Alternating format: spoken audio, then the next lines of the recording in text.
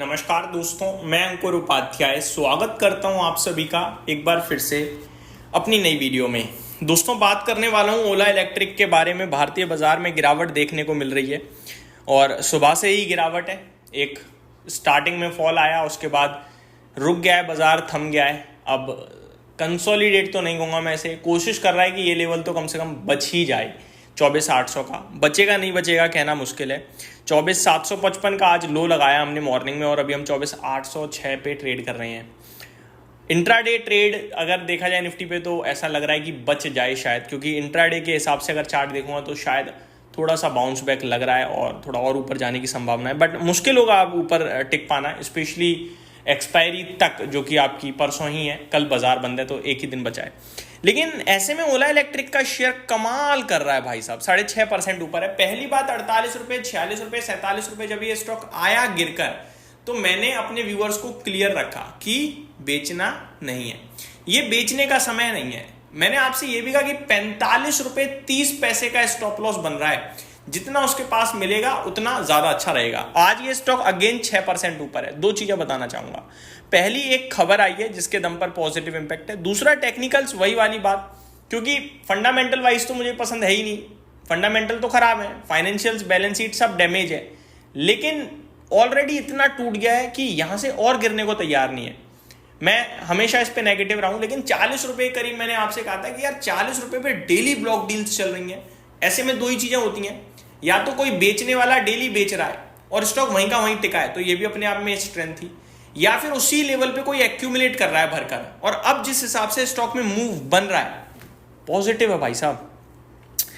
अब मैं आपके साथ कुछ दो इंपॉर्टेंट चीजें शेयर करता हूं। पहली खबर बताना चाहूंगा, फिर टेक्निकल्स पे वापस से आऊंगा, अगले लेवल्स के बारे में बात करना चाहूंगा।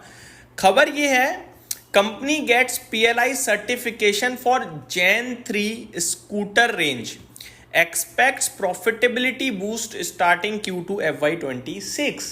तो करंट क्वार्टर जो चल रहा है वो Q2 ही है, और जो Gen 2 स्कूटर है ना इनका, वो PLI स्कीम में आ गया है। यानी जब जब स्कूटर बिकेगा इन्हें सरकार पैसा देगी, तो ये इनके लिए काफी पॉजिटिव रहेगा और Q2 में थोड़ा मुनाफे को बढ़ाने का काम करेगा, ऐसा कंपनी कह रही है। और इसके दम पर भी स्टॉक 6% ऊपर है। अब क्या करें दोस्तों, डेली कैंडल, जो कि डेली कैंडल में ज्यादा फॉलो करता हूं, क्योंकि मैं हमेशा पोजिशनल टर्म की बात करता हूं। टेक्निकल्स पे वैसे मैं भरोसा करता नहीं हूं, लेकिन मैं एक सिंपल सी लाइन फॉलो कर लेता हूं कभी कभार स्टॉक को चेक करने के लिए, स्पेशली इस तरीके के स्टॉक्स के लिए, क्योंकि बहुत ही रिस्की होते हैं ये स्टॉक। इनमें तो जितनी ज्यादा आप रिसर्च कर सकते हो कर लो, क्योंकि पैसा बनाने से ज्यादा पैसा बचाना इंपॉर्टेंट है, समझ रहे हो।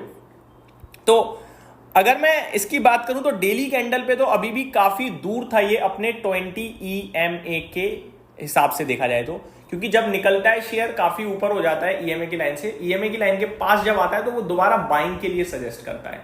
तो EMA की लाइन जो शेयर कर रही थी वो तो कर रही थी करीब 45 रुपए का भाव, और उसी के लिए मैंने आपके साथ डिस्कस भी किया था। लेकिन स्टॉक क्योंकि यहीं से घूम गया है, तो मैं डेली कैंडल की अपेक्षा आर्ली कैंडल लगाऊंगा। तो आर्ली कैंडल पे एग्जैक्टली शेयर लाइन के पास आकर घूम रहा है, तो क्या करें दोस्तों। मेरा मानना यह है कि किसी के पास है स्टिल होल्ड करें, और किसी के पास नहीं है तो लग तो ऐसा रहा है कि स्टॉक दोबारा ऊपर निकलने के लिए तैयार हो गया है और ये फ्रेश हाई लगाने को तैयार है। फ्रेश इन द मीन्स जो अभी 53 रुपये 45 पैसे या 50 पैसे जो 2 दिन पहले हाई लगाया था, वो ब्रेक करने को तैयार है शायद, क्योंकि आज भी टर्नओवर अच्छा है, कल भी टर्नओवर अच्छा था, 2-3 दिन से टर्नओवर अच्छा दिख रहा है स्टॉक में। नीचे जाने को तैयार नहीं है, तेजी बड़ी आती है, मंदी छोटी आती है।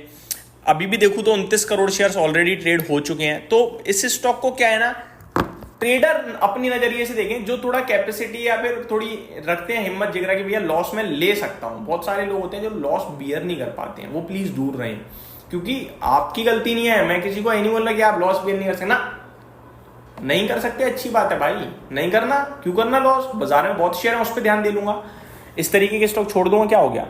लेकिन अगर आप सौदा करते हैं, लॉस प्रॉफिट दोनों ध्यान में रखते हैं, तो फिर ये है जो आपके रडार पे इस समय रहना चाहिए। तो मेरे हिसाब से स्टॉक, अगर ये आपको अभी करंट सिचुएशन के हिसाब से बताऊं तो 49.22 पे EMA आ रहा है आर्ली कैंडल का, 1 घंटे की एक कैंडल का 49 रुपये 22 पैसे पे। तो ये स्टॉक अगर आपको 50 रुपये या 49.50 के आसपास मिलता है तो आप मेरे हिसाब से एक छोटा स्टॉप लॉस 48 रुपये का रख के इस स्टॉक में पोजीशन देख सकते हैं। मुझे लगता है ये इस बार 54 का लेवल अगर निकालेगा तो फिर ये 60 तक पहुंच सकता है। तो ये मेरे लिए इस समय ओला इलेक्ट्रिक के ऊपर एक व्यू बन रहा है। बाकी स्टॉक डेफिनेटली यहाँ पे कंसोलिडेशन दिखा रहा है। देखो अगर अब गिराना है ये शेयर तो ये रुकेगा नहीं भाई साहब, क्योंकि ये उछाल फिर मैं समझ लूंगा कि जो बेचना चाहते थे उनके लिए एक अपॉर्चुनिटी थी, वो बेचकर भाग गए। वैसे इसके लिए ज्यादातर चीजें नेगेटिव डेवलप हो रही हैं, वो फाइनेंशियल फंडामेंटल्स पे हैं, लेकिन टेक्निकल टर्म्स पे चीजें थोड़ी सुधर रही हैं। इसीलिए टेक्निकली स्टॉप लॉस के साथ हम पोजीशन को ध्यान में रख पोजीशन को देख सकते हैं और बना सकते हैं। तो दो लेवल बन रहे हैं, एक BTST वालों के लिए 49 के स्टॉप लॉस के 49 रुपए के पास मिल जाए तो खरीदने का मौका, 48 रुपए 1 रुपए का स्टॉप लॉस लगा के। और जो थोड़ा पोजिशनल देखना चाहते हैं, मैं उनसे कहूंगा कि EMA 45 रुपए करीब आ रहा है डेली कैंडल पे। तो 45 के पास तो पता नहीं अभी कब आएगा, 47 पे भी आया था 2-3 दिन पहले, तब भी लिया तो बढ़िया है। वो वहाँ पे बहुत अच्छा भाव बन रहा है अभी खरीदारी का, बट उससे तो काफ़ी ऊपर आ गया है। तो वहाँ कहीं आ जाए किसी करेक्शन में बाजार की तो लें, 3 रुपए का स्टॉप लॉस लगाएं और फिर वेट करें तो ज़्यादा बढ़िया रहेगा। तो ये मेरी तरफ से अपडेट थी।